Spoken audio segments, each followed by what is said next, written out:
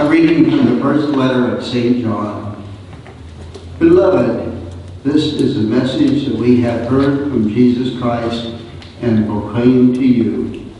God is light, and in him there is no darkness at all.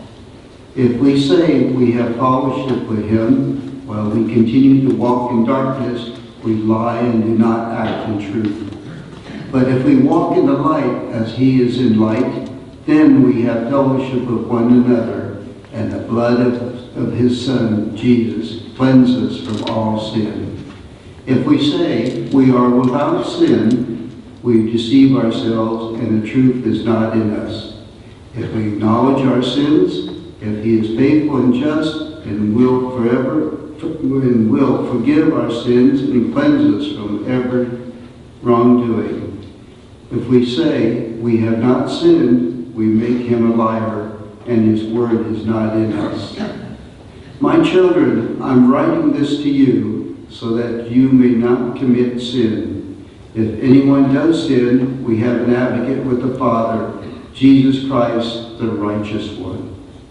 If he expiates our sins, and not for our sins only, but for those of the whole world. The word of the Lord. Thanks be to God.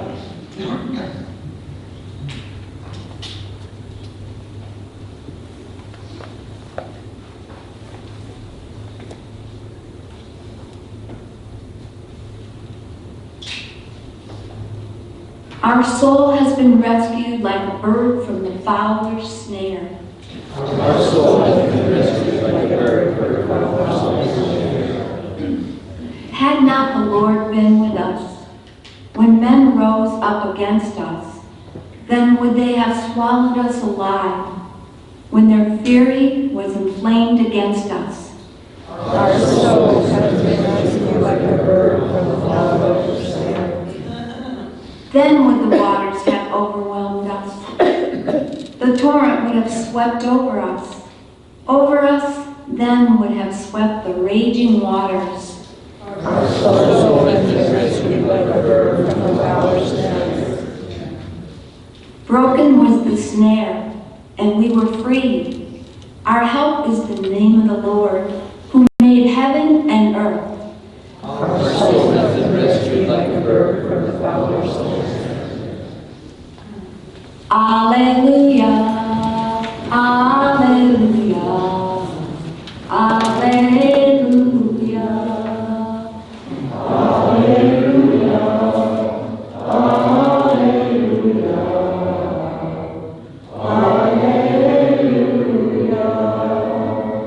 We praise you, O God, we acclaim you as Lord. The white-robed army of martyrs praise you. Alleluia, alleluia, alleluia.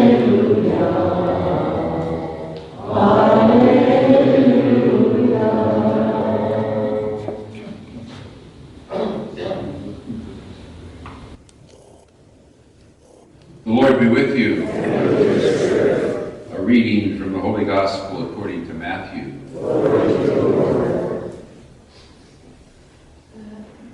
When the Magi had departed, behold, the angel of the Lord appeared to Joseph in a dream and said, Rise, take the child and his mother, flee to Egypt, and stay there until I tell you. Herod is going to search for the child to destroy him. Joseph rose and took the child and his mother by night and departed for Egypt. He stayed there until the death of Herod, that what the Lord had said through the prophet might be fulfilled. Out of Egypt I called my son. When Herod realized that he had been deceived by the Magi, he became furious. He ordered the massacre of all the boys in Bethlehem and its vicinity, 2 years old and under, in accordance with the time he had ascertained from the Magi. Then was fulfilled what had been said through Jeremiah the prophet. A voice was heard in Ramah, sobbing and loud lamentation, Rachel weeping for her children, and she would not be consoled, since they were no more. The Gospel of the Lord. Praise to you, Lord Jesus Christ.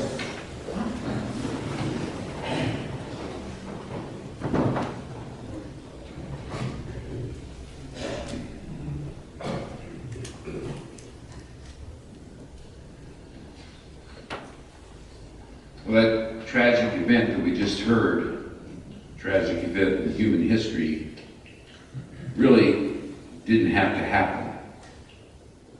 Because Herod, being one of the most famous narcissists in the gospel, he was all wrapped up in himself and in his power.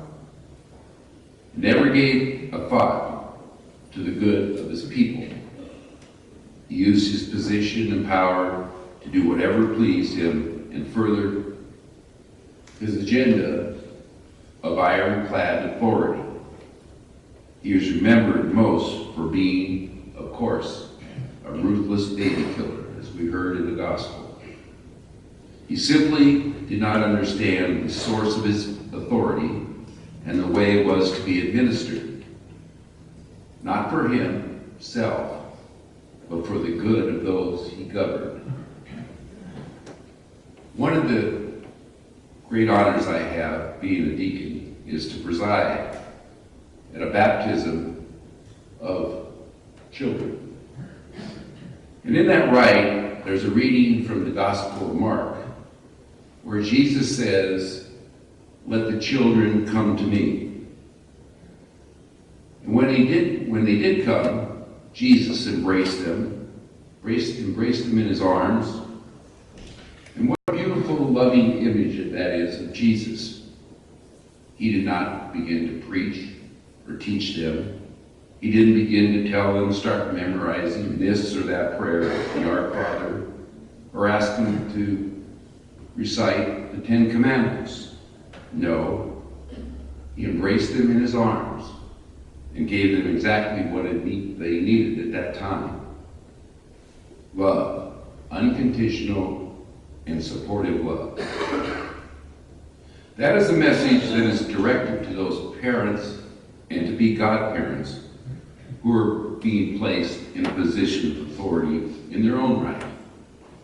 Whether we know it or not, we must realize that any one of us in a position of leadership receives our authority from God. And we have this position only for a short while. It is God's authority to give and take during our tenure. And it is our job to follow God's wishes for those who are called to nurture and protect. We're to be focused not on our personal needs, but on the needs of those we serve. And when we are in authority on earth, we are sharing the humble task of serving God's authority. And you might be thinking, well, I don't have any authority. I would say you probably do. Of course, bishop, priests, deacons, and Pope Francis all share in the special authority of ordination. Our civil leaders, police, and military officers are endowed with the necessary security and authority. Those who run businesses and manage corporations, hospitals, schools, are also called to lead with authority. Teachers, coaches, parents are called to guide young lives with authority. And each of us has varied roles in our lives is given by God's authority. God's authority over people, situations, and events for the good of his kingdom. The hidden message in today's gospel is that Herod simply didn't get it. The abuse of power over others is a great sin. The use of power with wisdom and alignment with what is good, right, and just is what God expects. This is the reason that Jesus came into the world to show us his way. Now, Herod's fate is in the hand of God. However, if we use our authority well in a ministry of love and care, we can look forward for the words, "Welcome done, my good and faithful servant."